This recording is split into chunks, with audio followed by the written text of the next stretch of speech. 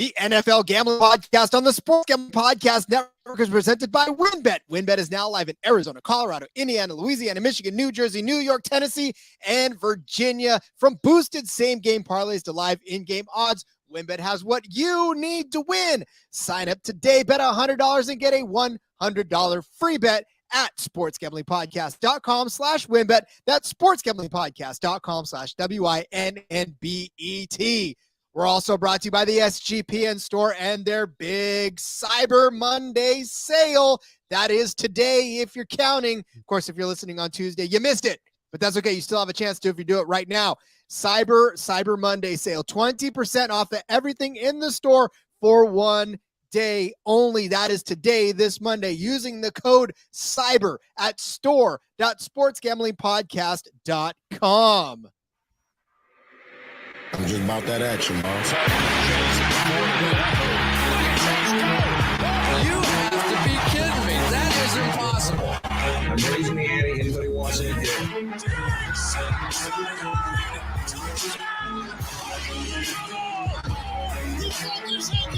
He is Houdini. Jordan Davis, dog. Jalen Hurts, dog. AJ Brown, dog. How many of you want in the W tonight?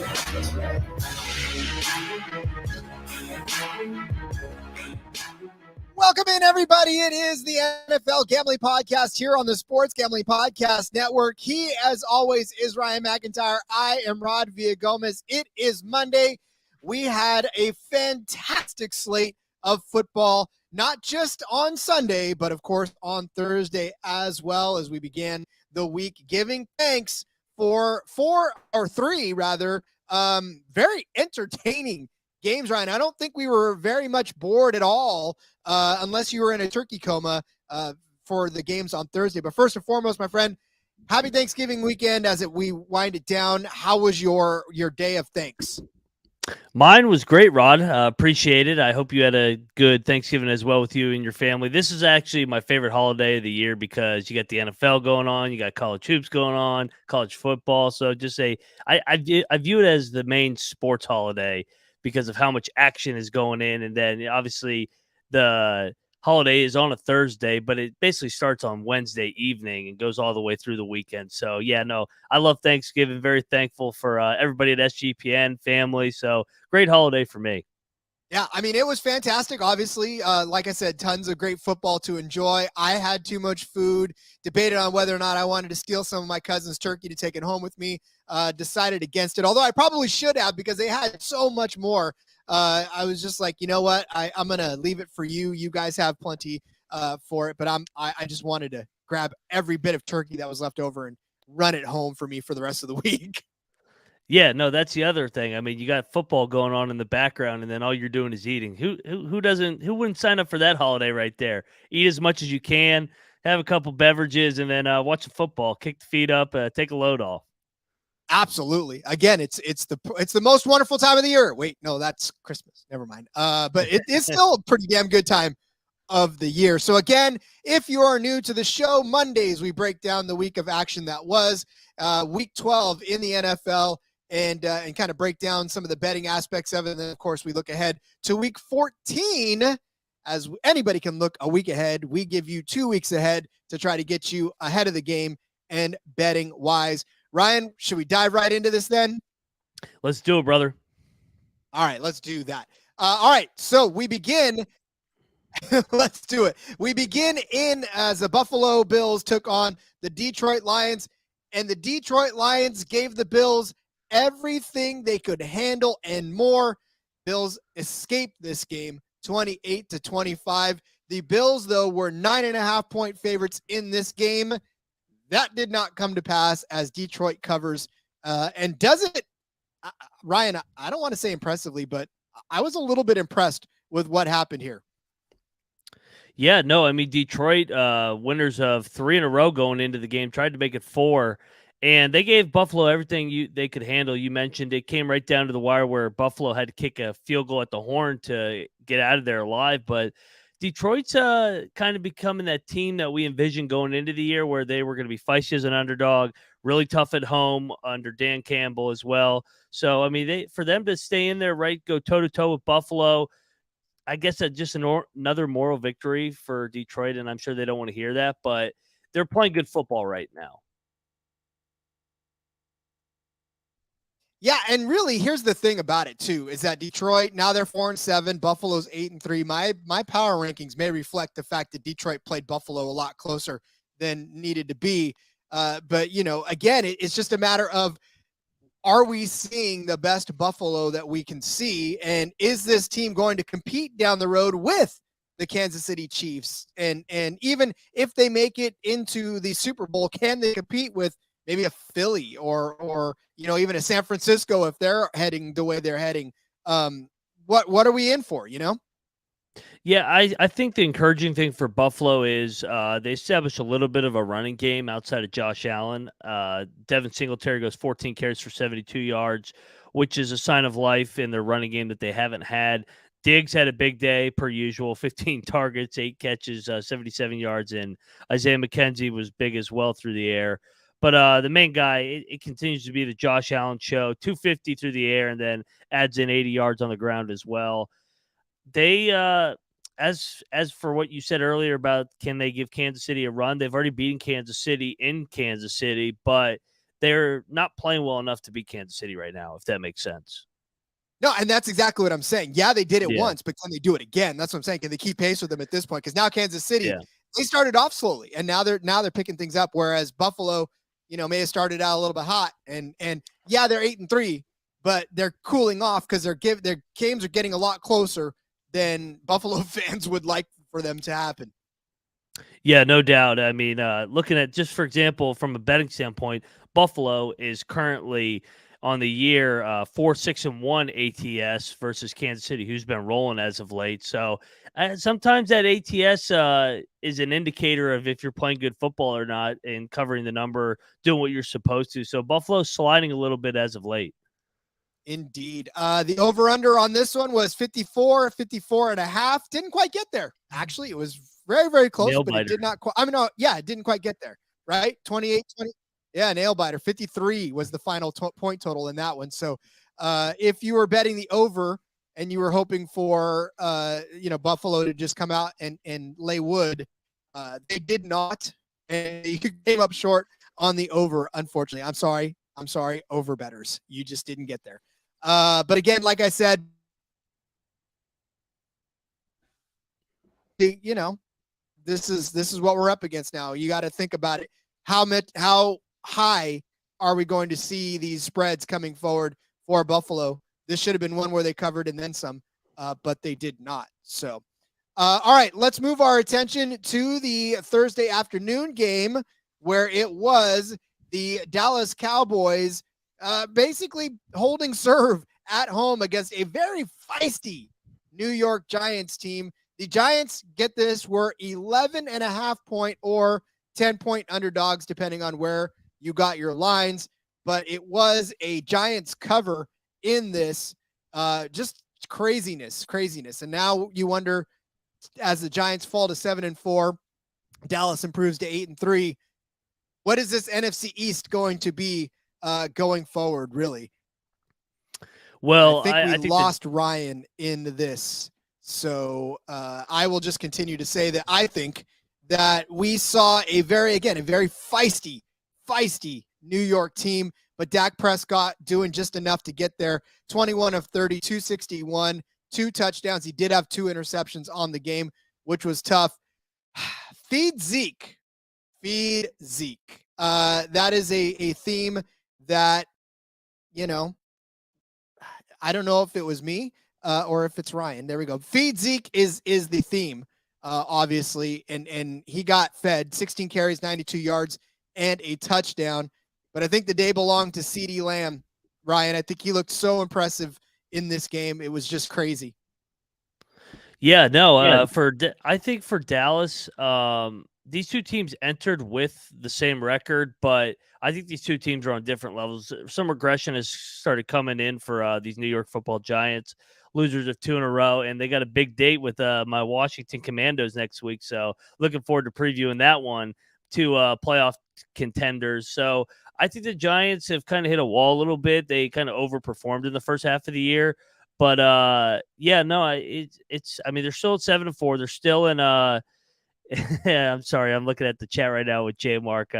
He said he said Ryan was tired of you talking about the Cowboys, so he just got up and left the chat. So yeah, fuck the Cowboys. But yeah, no, the Cowboys, they did what they had to do. They're 8-3. I think they're the clear cut second team in this division, and they could push Philly coming down the stretch. As for the Giants, I think them and Washington battle it out coming down the stretch for that 6 and 7 seed in the NFC.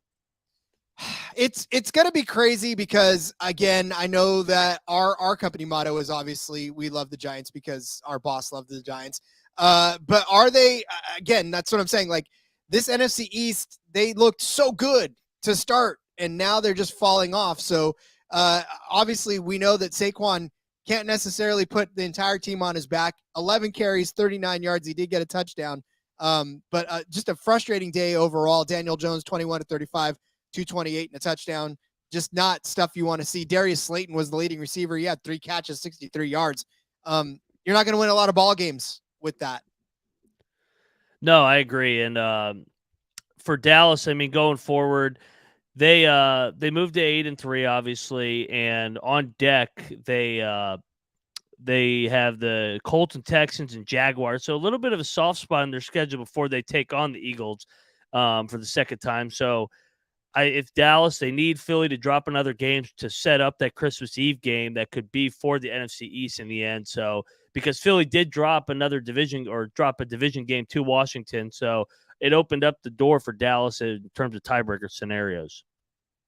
Like I said, it's just going to be very interesting now coming, especially with, and we'll talk about them in a little bit, those Washington Commanders making a nice little charge up the rankings. So what do they have in store for any of these teams? And do they have anything in store for these teams, honestly? Yeah, no, and I think they should be potentially debuting in our power rankings this week. So, but we'll touch on that in a couple days. Oh, man, that's going to be interesting. I'd love to see the pushback we get on that.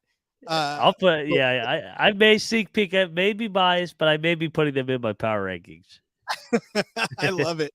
All right, let's move on as we go to the nightcap of the Thanksgiving Day. Probably one of the more exciting games of the entire. I mean, look, they were all exciting. They were all close. Obviously, all of them had something for us. But I think we ended the night correctly with New England taking on Minnesota.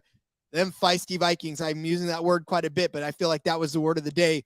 Winning 33-26, holding off the New England Patriots, who are 2.5-point underdogs. So obviously Minnesota covers in this one. But this was a game that was highlighted by several good plays. But look, it all boils down to Justin Jefferson being unreal. 9 catches on 11 targets, 139 yards, and a touchdown. You couldn't stop 18 at all on Thanksgiving night. He wanted to go home and eat big, and he ate big on the field.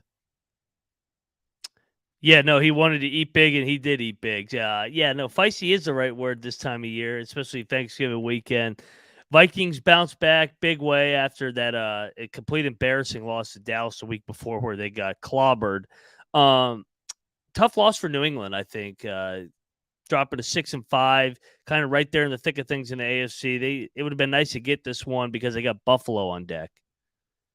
Ugh, yeah, and honestly, the AFC East is such a crazy ride and thrill ride now. New England at 6-5, Minnesota obviously at 9-2, but New England at 6-5. I mean, they're probably going to hit their over on their win total for the year, which I think was 9 if not 10. I think they'll get there, but boy, I got to tell you, it's not going to be easy for them. And Mac Jones, okay, Mac Jones. 28-39, 382, and 2 touchdowns. Where was that guy all season? Yeah, no, finally we got the Mac show on Thanksgiving. Maybe he wanted a little bit of the action of Thanksgiving, wanted to eat a little bit. So his best game definitely thrown through the air. And that's why I think for New England, it was kind of a gut punch that they lost this game because this was Mac Jones' best game so far this season. They didn't run the ball that well for New England standards with Stevenson only going for 36 yards. New England's got to be a more balanced attack, especially with Buffalo on deck. And then for Minnesota, 9-2. I mean, they're right back in the thick of things for that 1 seed in the NFC. I had a prop that Dalvin Cook and Ramondre Stevenson, it was like combined for 130 some odd total yards. That was the prop. And I chose the over on that one. Dalvin Cook, 22 of 42, 22 carries. Dalvin Cook, 42 yards. Like, I don't even understand why. And they continue to win like that. It's just crazy. I know Justin Jefferson is the X factor, I suppose, huh? Well, hey, Rod, when you have one of those props too, it's really frustrating because Dalvin Cook got the workload that you projected. He didn't get the production. I mean, 1.9 yards a carry. Nobody thinks he's going to have 1.9 yards a carry. I know New England's got a really, really good run defense and one of the better defenses in football, but you still expect a good running back like Dalvin Cook. He gets 22 carries. He's at least going to get over 60, close to 70 yards. You would think. Well, okay, would think. I would definitely think for that. But yeah, I mean, it didn't happen. Obviously, it was just a big passing day. They wanted to show off their arms, both of those quarterbacks. So, all right. But here's the thing. This over-under, 42.5, crushed it. There was no doubt. No doubt. I mean, look, and I don't even know why it was that like it. I understand that New England was obviously, basically the loose end or the weak end of this, and maybe not have been able to pull their end of it. But Minnesota, we've seen them put up points this season. So I don't know why 42.5 was the number, but if you bet the over, congrats to you for crushing that one. No doubt. So, all right, let's move over to Sunday. Let's begin our Sunday with the Baltimore Ravens. Ryan, this was my lock, man. This was supposed to be a lock. 3.5 point favorites, 4.5, or depending on where you were getting your number from.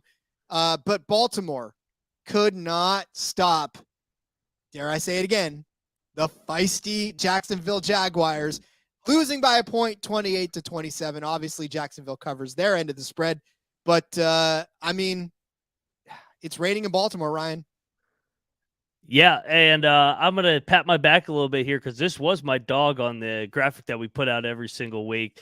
J-Mark and I touched on it in the preview show that line stunk. I mean, for the Ravens only to be laying 3.5, it was kind of telling you this is going to be a ball game. And Baltimore just blew this game. I mean, questionable call on the touchdown, I thought, on the end. I don't know if he got in or not.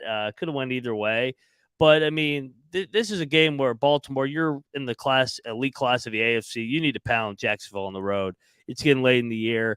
Lamar, okay through the air, kind of inconsistent, 16-32 for 250.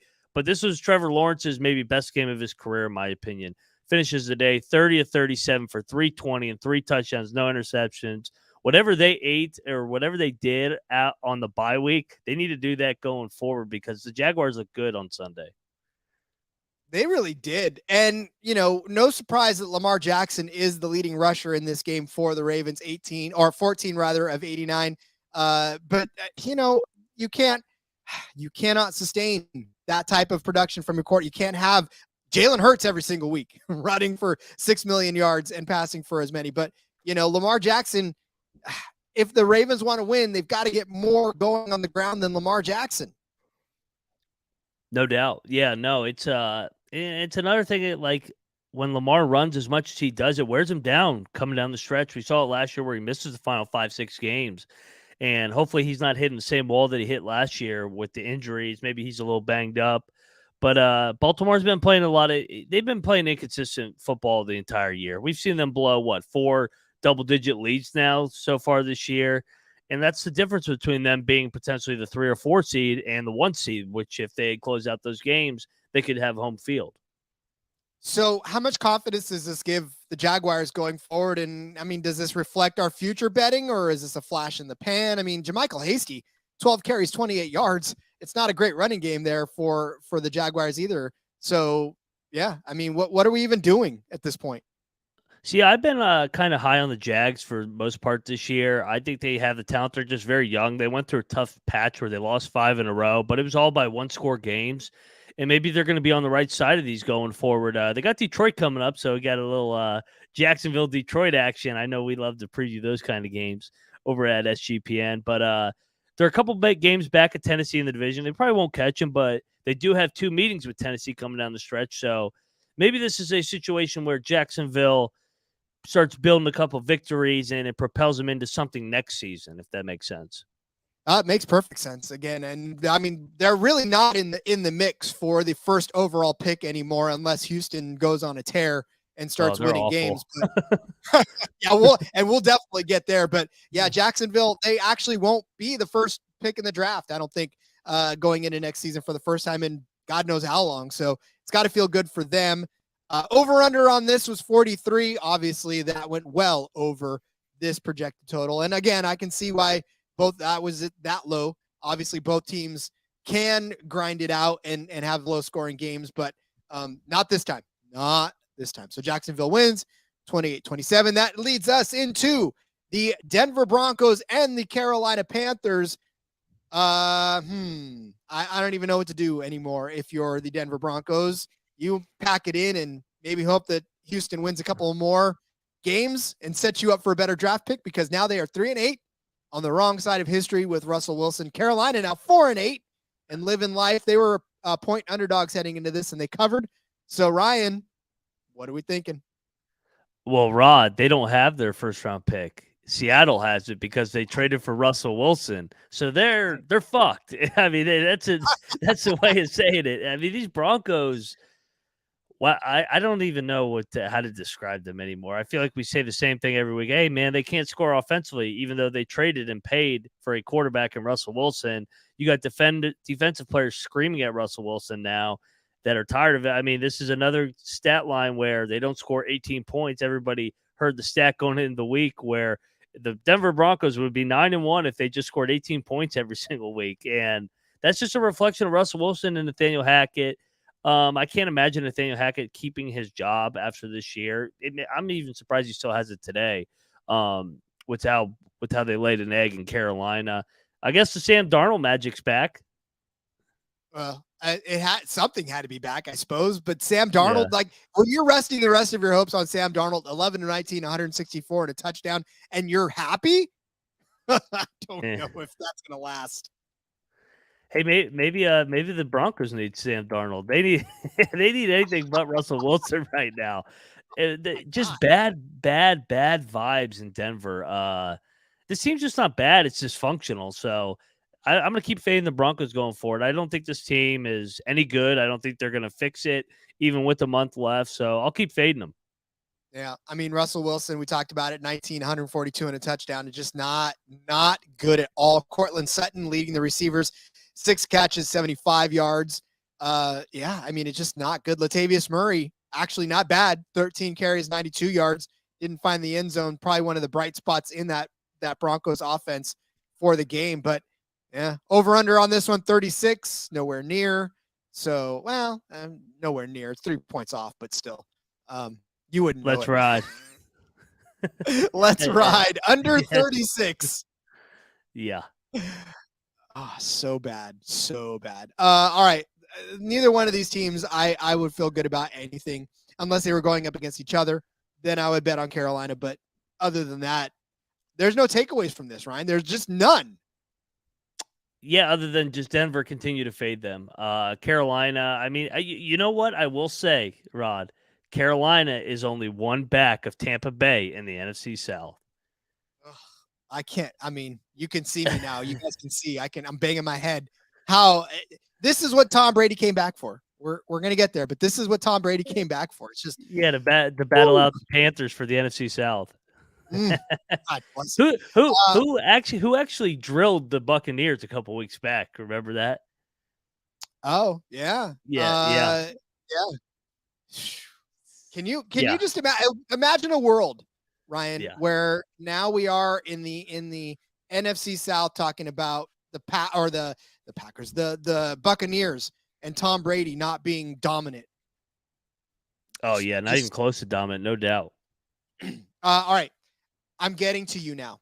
It is Victory Monday, my friend. You are a happy man because your Washington Commanders held on for a 19-13 win over the scrappy Atlanta Falcons, thereby holding up their end of the 3.5 point spread. So again, Washington remains on a roll, and now 2 games above 500, looking every bit as good as all the rest of the teams in the league. And dare we say it, it is just the Commanders' world, and most folks are just living in it now. Yeah, I've locked them up like 3 straight weeks, and they keep hitting for me. So a little homer picks, but they're cashing right now. Washington has won 6 out of 7 with Heinicke. The magic is real. The defense is playing well. Big turnover down the stretch. And with Seattle losing to Vegas on Sunday, Washington is in sole possession of the 7th seed headed into the month of December with a huge game Sunday at the Meadowlands against the G-Men. I don't know what their odds were to make the playoffs this year, but I hope you bet them because it's just a matter of time before they get there. I'll do one better. They were 12-1 to make the playoffs when they started 1-4. Oh, that's even so. Yeah, there you go. Yeah, and I'm sure you jumped on those, right?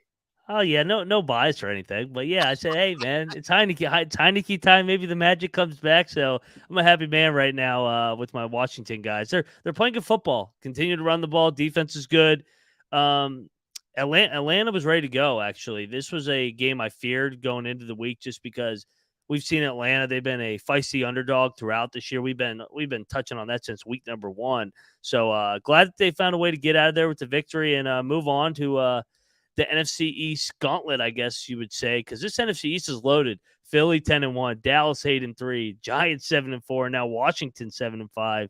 Best division in football. The NFC least is no longer NFC beast time. Yeah, and they're really starting to show their claws. So I'm loving what I'm seeing so far. It's been fun to watch the Commanders do well, and it's been fun to watch Brian Robinson run another 100-yard game for him. We're in for a treat. McLaurin, actually a quiet day, 4 catches, 48 yards for him.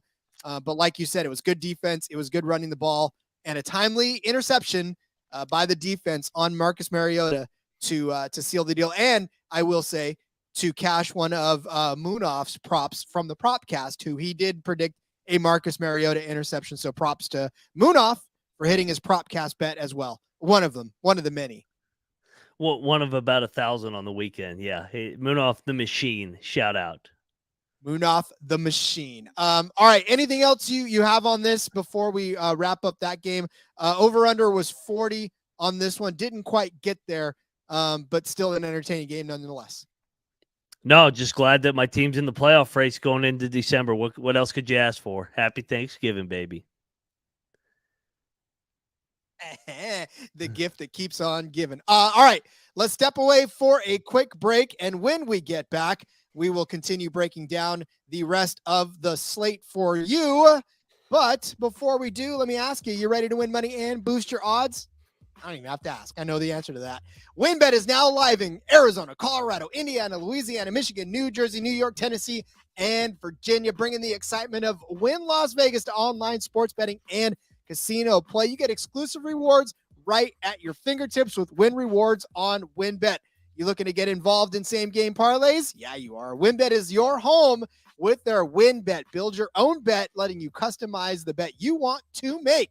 Get great odds, great promos, great payouts, all happening right now at WynnBET. WynnBET has what you need to win. Are you ready to play? Yeah, you are. Sign up today. Receive a special offer. Bet $100. Win $100. There's so much to choose from, and all you got to do is head over to sportsgamblingpodcast.com/WynnBET so they know that we sent you that sportsgamblingpodcast.com/WYNNBET to claim your free bet. Offer subject to change, terms and conditions at WynnBET.com. Must be 21 or older and present in the state or playthrough. WynnBET is available. If you or someone you know has a gambling problem, call 1-800-522-4700. We are having our Cyber Monday sale. Head over to the merch store right now for 20% off of everything in the entire inventory of the merch store. Use the promo code CYBER. Head over right now to store.sportsgamblingpodcast.com. 1 day only on this sale. Use promo code CYBER for 20% off of all of your favorite SGPN merch, just like the SGPN hat that you see Ryan wearing right there. You can grab your own, or an NFL Gambling Podcast coffee mug, or any number of amazing purchases in that store. 20% off right now. Use that promo code CYBER at store.sportsgamblingpodcast.com. It's a snazzy hat, my friend. I love it. Oh, I love it. Yeah, I got a couple of these. So, yeah, everybody go check out the merch store, especially with Cyber Monday, baby. Indeed. The holidays are here. Big sweaters, too. I love the Let It Ride sweater. You got to get one of those. No doubt. All right, let's move on to the NFC South again as we talk about those Tampa Bay Buccaneers who, I don't know, man. When you go home at night and you think about what your life decisions are, I'm sure that there's a guy right now that is doing that in his own bed as he lays there alone thinking about a 23-17 loss to the 4-7 Cleveland Browns and Jacoby Brissett's last stand. Man, Ryan, this was a tough one for the Bucs. Yes, it was, and this was the farewell tour, I guess, or farewell game for Jacoby Brissett because Deshaun Watson comes back this week. I know everybody's been anxiously anticipating his return. Cleveland got back to their bread and butter, though, running the ball with Nick Chubb, 26 carries, 116 yards on the ground for a touchdown, and the trend continues with Tampa Bay. What is wrong with the Bucs? They're 3-7-1 ATS this year, 5-6 overall, and they may make the playoffs by default because the NFC South is horrible, but they're not a good football team. And they can't run the ball. Doesn't matter who they're giving the ball to right now. They can't run the ball. Rachaad White, 14 carries, 64 yards. Not a bad stat line for a lot of, normal running backs, I guess. But if that's it, if that's all you've got, then it's just not much because even Tom Brady didn't add much to the mix. 246, 2 touchdowns, 29 completions. But I don't know, man. Chris Godwin, hero of the day for them. 12 catches, 110 yards, but still not something you want to see every day. He did get in the end zone. Fine. But where's Mike Evans? Where's Julio Jones? Like, where is everybody? Good question, because I think they were still on the bye week. They were coming off the bye week, maybe a little hungover from Thanksgiving. Had too much turkey. Sluggish performance for the Buccaneers. And like I said, I mean, they may get in, but they're not going anywhere. I think, they got New Orleans coming up next. They're going to struggle with New Orleans, I think, because New Orleans always has their number. That game, I believe, is on Monday Night Football, so looking forward to that one. And they need to win that game if they want to win this division. Well, again, when Deshaun Watson comes back next week, he will have Amari Cooper. Will Amari Cooper have another good day? He had 7 catches, 94 yards for the Browns. A big drop, though. Boy, but that drop was, it didn't obviously affect the outcome of the game, but that's a big one that he should have had for sure. Yeah, no, huge drop. And Tampa Bay just finds ways to lose nowadays. I mean, it's kind of the opposite of what they've been. And everybody thought they got right after Germany, but clearly not. I mean, losing to a Browns team that has struggled all year, to be honest. Yeah, they're 4-7 record. Well, they were 3-7 when they were going into it. That definitely proved it. And then what the graphic that was that they had lost every single game that they scored first in. So thankfully they broke that trend. But imagine scoring a touchdown first and losing in all those games and then scoring first again and thinking, oh my God. And then finally able to come back and break that. But yeah, it was close for the Browns. They almost didn't win. Yeah, no, it's classic Browns. Classic Browns. Over under on this one was 42. Did not get there, obviously. So close. A couple more points either way. Maybe Cooper catches that pass for a touchdown and runs it in for a touchdown. We're talking something different, but did not happen.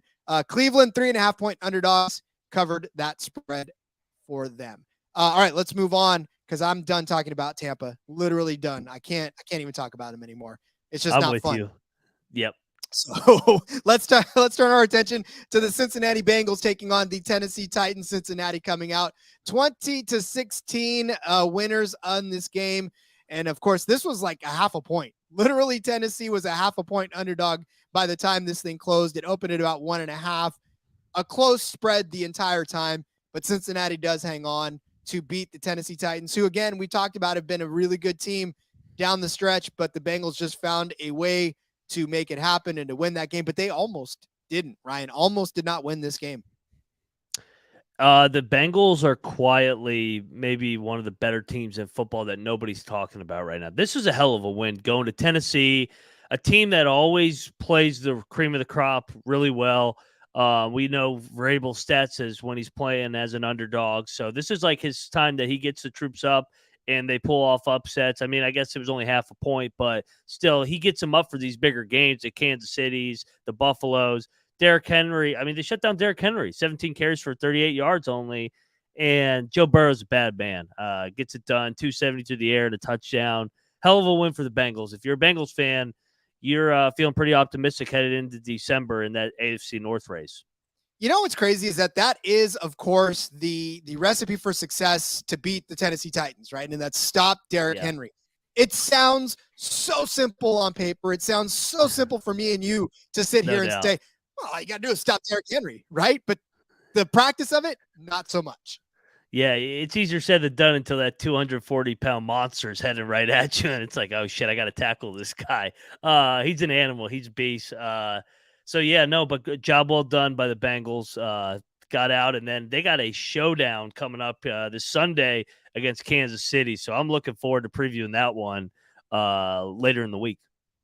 I'd be like you telling me, go stop that bus, Rod. Go ahead and just stand out in the traffic and just put your hand out and say, stop. It's not going to happen. Good luck. So, yeah, right. All right, but going forward, obviously Joe Burrow is looking right, 270 and a touchdown. Samaje Perine in for Joe Mixon, had himself a touchdown, 58 yards. Not the like gigantic fantasy day that fantasy managers were hoping for, as far as everybody was touting that he was going to have this gigantic day. Not a bad day, just not necessarily the best day out there. T. Higgins, 7 catches, 114 yards, and a touchdown. Good day for him. So, yeah, I mean, I think Cincinnati's okay. They're going to be okay going forward. And then when they get Jamar Chase back, they'll be even better, honestly. No doubt. Looking forward to seeing how this AFC North shakes out going down the stretch. It's going to be a fun division race between them and the Ravens. Indeed. All right, let's move our attention to the Houston Texans. 1-9-1 now, as they just trounced. They got trounced by the Dolphins. There's no other way to say this. It was 30-15, losing by 15 points. Could not even cover the 14.5, 2 touchdowns. They couldn't cover it. So obviously, if you were a Miami minus 14 better, you are absolutely thrilled about that. But crazy, right? Yeah, I mean, anybody watching on YouTube just sees me shaking my head right now, just thinking about these Houston Texans. They're a bad football team. I mean, Miami wins 30-15, and they didn't score a point in the whole second half. They dominated the first half, 30-0, and then just kind of was in cruise control, almost like they didn't want to run up the score on Lovey and Houston, so kind of went through the motions. Miami looks good, man. It's going to be interesting, though, for them. When we were J. Mark and I were previewing the AFC East coming into the year, we said there's a stretch on their schedule that is pivotal, and it starts next week at your San Francisco 49ers. So a Mike McDaniel return game to return to daddy as Kyle Shanahan, where he once worked. And after that, you got to go to the Chargers, and then you end that trip at Buffalo. I mean, I don't know what they did to the schedule makers, but that's brutal. At San Fran, at LA, and at Buffalo. If they get out of this, they're right there to get win the AFC East. I will give them 2 out of those 3. That's all I'm saying. Next week, I think at best. Yeah. Next week, I'm not giving it to them. Yeah, well, that means you're giving them Buffalo. And that's what I kind of see. I don't think they're going to beat San Fran. And I don't think I think they might beat the Chargers, and then I think they'll lose at Buffalo, because the narrative is still out there that Tua is not good in the cold. They've lit it up in these warm weather games where they can get the receivers in space. So we'll see what happens when they got to play a couple games in the cold. But yeah, I'm looking forward to your Niners, Shanahan and McDaniel on Sunday hooking up. Yeah, that's going to be a fun game. I mean, all these Niners games have been fun. Even the 13-0 game that we saw we'll talk about that in a second. But yeah, even that one was fun. Had a lot of great stuff in it. All right, we'll put a bow on this, because obviously, if I want to oversimplify it, Miami good, Houston bad. It's just that's the way it's going to end up being for a while. Over-under on this one was 47. I mean, Miami was probably the only way that could have gotten there, and we were 2 points shy of that. Hey, I will say, if there's a game to get on the Houston Texans, next week's the week. They play the Cleveland Browns coming back to Houston. The return game of Deshaun Watson, his first game. I think they're going to pull the upset. I think this is the only game that they win the rest of the year. So that's my bold take headed into next week. I mean, that's probably that one's for you, Moonoff. We'll probably talk about that on the podcast too, coming up as well. That's going to be a fun game to watch too. Mark that one on your calendar. All right, let's move on to Justin. I see you're in the chat, my friend. You might want to earmuff this one because we're moving on to the New York Jets, New Jersey Jets. Mike White. It's Mike White time in New York as they beat the Bears 31-10. Jets now 7-4. Chicago 3-9. The Jets came in as 8.5-point underdogs, obviously clearly winning by 3 touchdowns and covering that spread.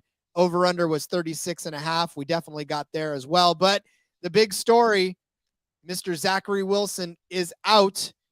Mike White, big in 315 yards, 3 touchdowns, 22 completions. A QB rating, Ryan, get this, 149.3, leading Jets fans to ask, where the hell was this all season?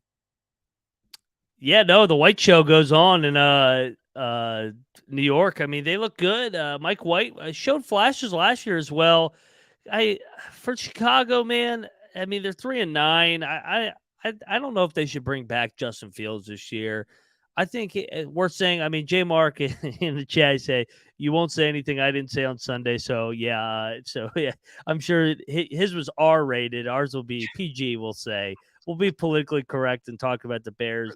They've shown flashes this year, but they just don't have the manpower. They traded for Claypool at the deadline.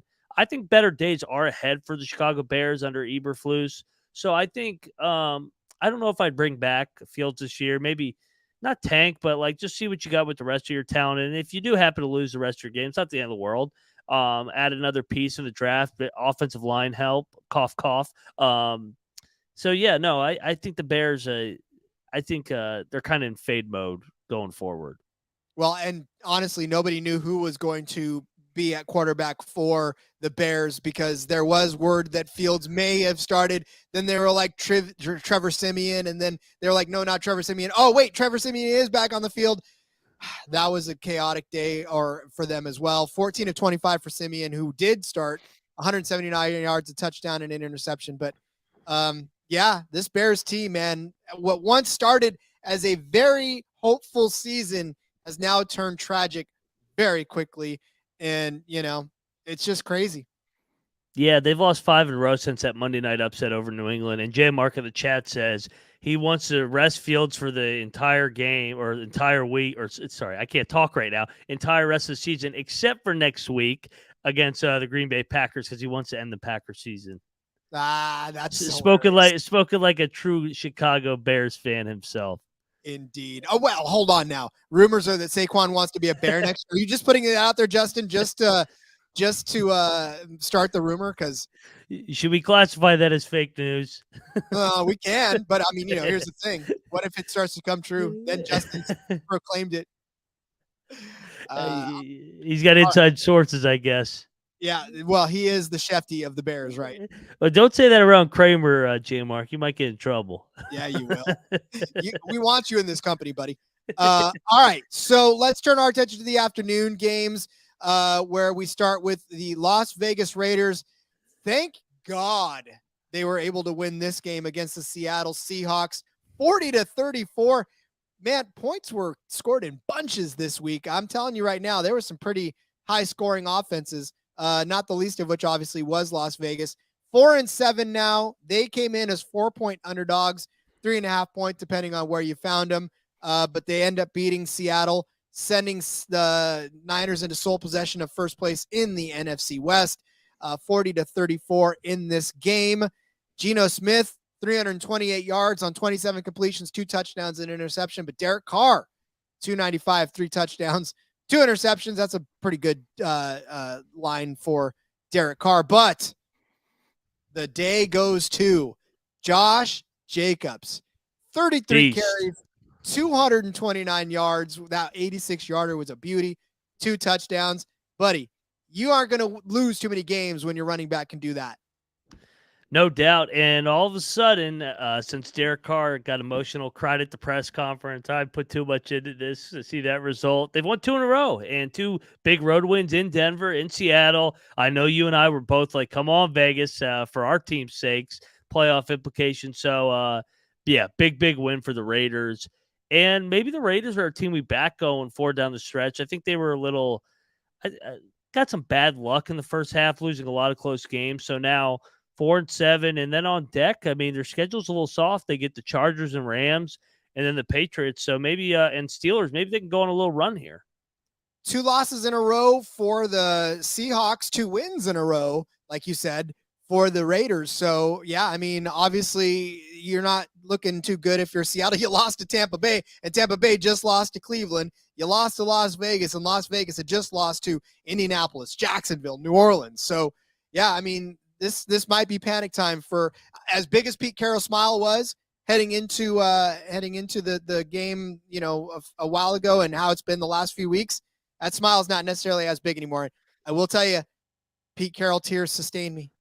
I was going to say, does Pete Carroll not succeeding put a smile on your face, Rod? Because I know you've been waiting for the Seahawks to come back to the pack. So looks like it's the Niners division to be had. And I guess for the Seahawks, glass half full, they play the Rams next week. So that should be a get-right spot. The Rams are dreadful. We'll touch on them here in a couple games. And then they got Carolina. So maybe a get-right spot. And then they got San Fran in a couple weeks. I would love nothing more than for LA to put their best game of the season together against those Seahawks, because LA is not even in this mix. So that I would love nothing more for that to happen. So hopefully it does.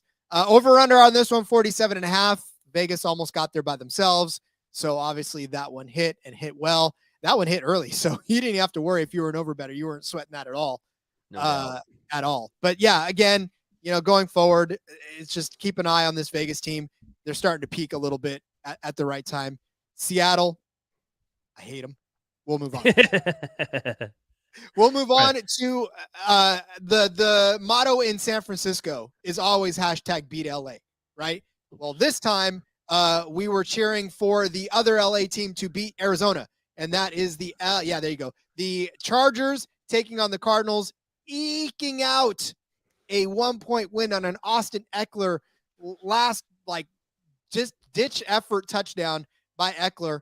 I got to say, Kyler Murray summed it up best when he talked about his offensive scheme. But here's the thing. Arizona is on a slide, 4-8 now. Chargers 6-5. Chargers came in as 2.5-point over favorites. Did not cover that, obviously winning by just a point. But I don't think either one of these teams are impressing me right now. No, and I'm going to fade Arizona going forward. Bad vibes there, just completely. More calling out the coach, even though, I mean, I'm not the biggest Cliff Kingsbury guy, but it's Kyler didn't play very well either. And he seems to always want to point the finger at anybody but himself in these scenarios where they lay eggs. And, I mean, for the Chargers, their season's on life support. They almost drop a game where they could not drop, but they get it done, and they're 6-5 coming down the stretch. Right in the playoff race. Brandon Staley's got to get this team to the playoffs or he won't be back in LA. Justin Herbert, I mean, there's just something missing. Like on paper with the Chargers, they look so good. They should be like on the level with the Chiefs, Bills, and Bengals, but they just can't put it together for 60 minutes. Now, and that's the problem too. And they need a better running game, obviously, because Justin Herbert, 4 carries, 38 yards, was their leading rusher. Like that was the guy that had the most rushing yards for the Chargers. You got Austin Eckler back there. You know, I don't understand why Herbert is your leading rusher. Yeah, I just can't figure out this team, to be honest. They're almost in fade mode for me, but it's another. They are better on the road for some reason. Well, I mean, first off, they don't have a home field advantage in LA, so all their fans are left in San Diego. But it's a tough team, 2 tough teams to figure out. Yeah, it really is. And if it were not for the defense, obviously Derwin James getting himself in there, Michael for an interception, Michael Davis getting a sack on Kyler Murray. Yeah, if it wasn't for their defense, I don't know that they'd be in that game at all either too. No doubt. So, all right. Well, again, Arizona, anytime they lose, I'm a happy man. Don't necessarily care. So I was happy there. But we were saying beat LA in this next game where it was the Kansas City Chiefs taking on the LA Rams. Look, at this point, what are you doing if you're LA? Chiefs are good. Rams suck. That's the summary coming out of this one. Move on. But in this, look at, so this is where you probably get frustrated. If you were a 14.5 point better, you were happy. If you were a 16.5 point better, you were not happy as the Chiefs beat the Rams 26-10. If you lost by the hook, I'm sorry. Yeah. No, it depends what number you got it. I saw a couple 16s right before kickoff, so Vegas was right on this number. The Rams actually played well, believe it or not, but they just don't have the manpower with how banged up they are. Perkins did okay. I mean, tried his best, kept a couple drives alive, but this Rams team's in auto fade mode right now. In Kansas City, they just continue to win 9-2. Tyreek Hill for them. They just Mahomes, that Andy Reid, they just keep on winning, and they're right on pace to be the 1 seed. They got a big showdown here though this week coming, where they're going to go to play the Bengals. So rematch of the game where their season ended last year. That game's in Cincinnati too. So mark your calendars for that one. Yep. Well, you talked about Bryce Perkins, 13 completions, 100 yards, 2 interceptions, and a touchdown. Leading rusher on that team too, 9 carries, 44 yards. Van Jefferson, leading receiver, 3 catches, 29 yards. Just nothing worth noting on that. Not very good. Not very good. No, I'm not smart, but even I know that is not very good. Intriguing though for Isaiah Pacheco, 22 carries, 69 yards, and a touchdown. Not bad for him. Would have liked to see more yardage out of 22 carries, but you don't really need to if you're on the Chiefs, right? Yeah, no, the Chiefs just continue to roll, figure things out, figure out their roles going forward, and they're only going to get better in December like they do every year. All right. Over under on this one, 41.5. That did not even get there. As low of a number that was, did not hit it. All right, let's move on to a game that didn't even hit anybody's over. I mean, maybe a first quarter over, but not a over in the entire game. That's the Niners gritting out a 13-0 win against the Saints. Say what you will, Ryan, but you got to win some of these ugly ones if you want to still be a good team. And the Niners just won an ugly one. Yeah, and I mean, for the Saints, they're kind of always like this, where they're just going to be feisty, competitive in a game like this. The big goal line stand midway through the fourth quarter was pivotal for the Niners, but defense is playing well right now for San Francisco. Coming off the Monday night game right before that, where they held the Cardinals to 10 points, basically shut them out in the second half. Now they shut out New Orleans, and it's setting up the showcase game on Sunday with McDaniel and Miami coming to town. So looking forward to that one. The Niners seem to be in control in the NFC West. They're not going to catch Philly, I don't think, for the NFC number 1 seed, but I think odds-wise they will be the favorite headed into the playoffs to get to the Super Bowl.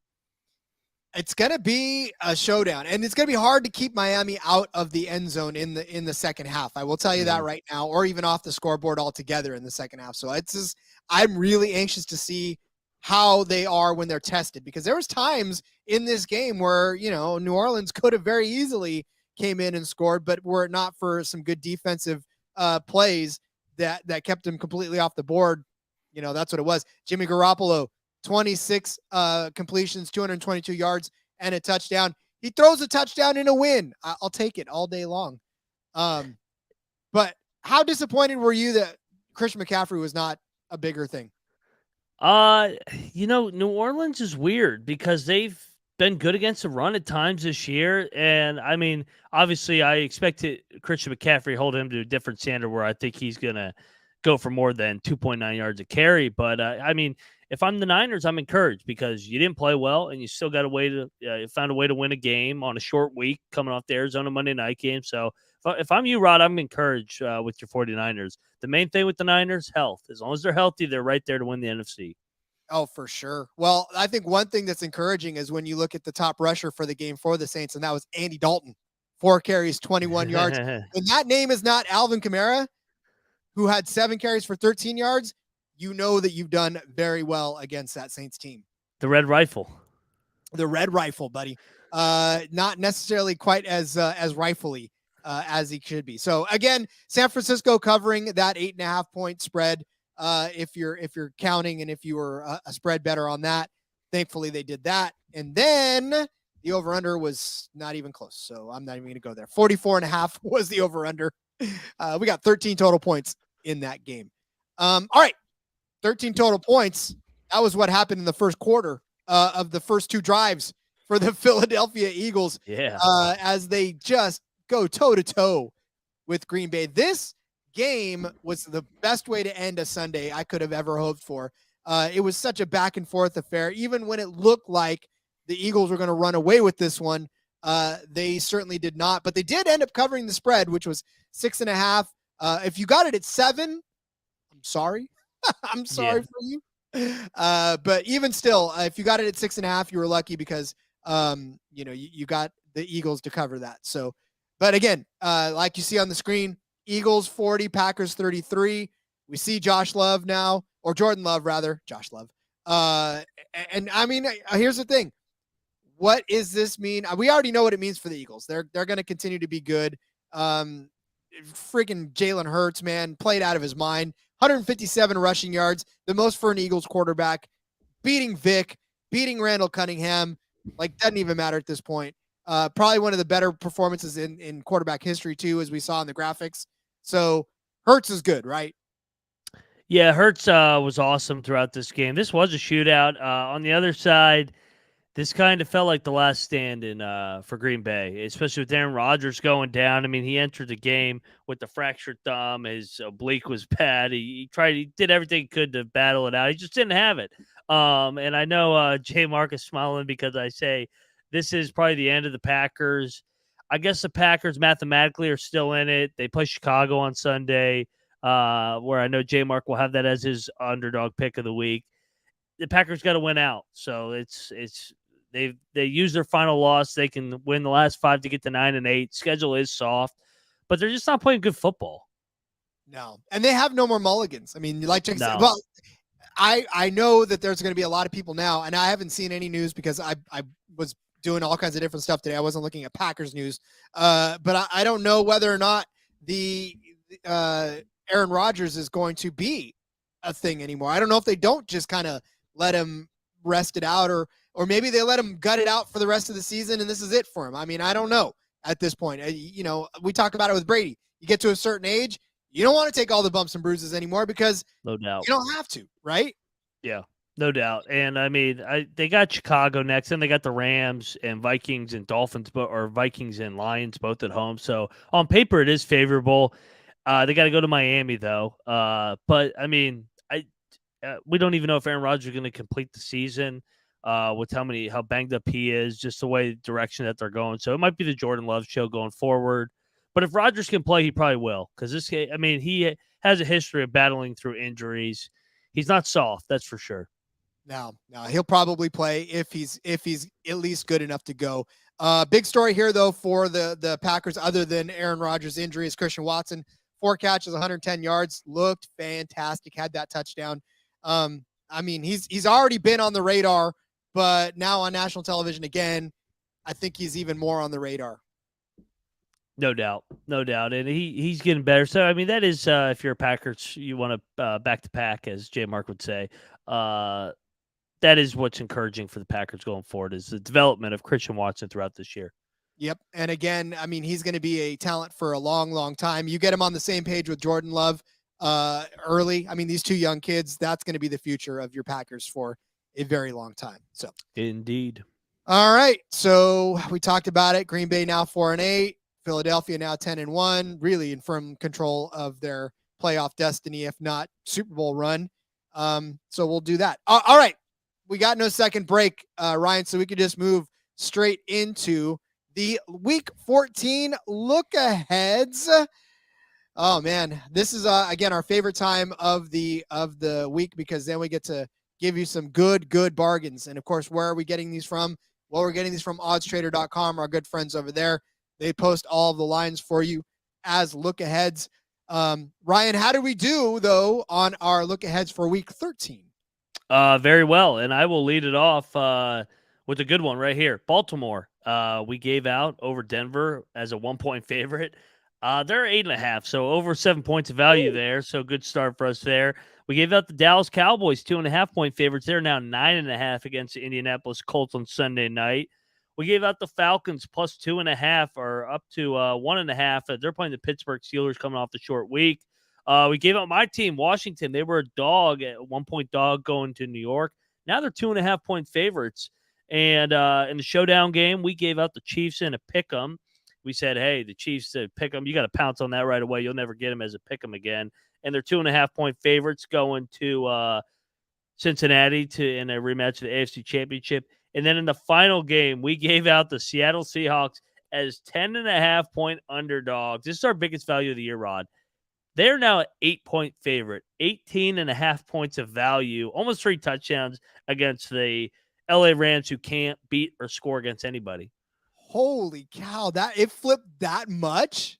Yeah. No, I mean, we thought that line was crazy. That was a look ahead line. So I hope you pounce on that value. And if you wanted to middle this, I mean, you could take Seattle plus 10.5, then the Rams plus 8. I mean, you got 18 points there to hit on both sides.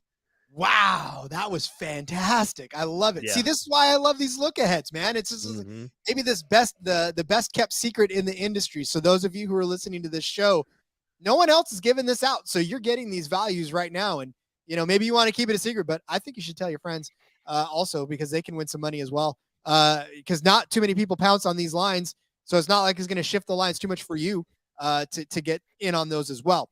So, No all right. Well, Ryan, I will offer it up to you for the first look ahead that is out there for you.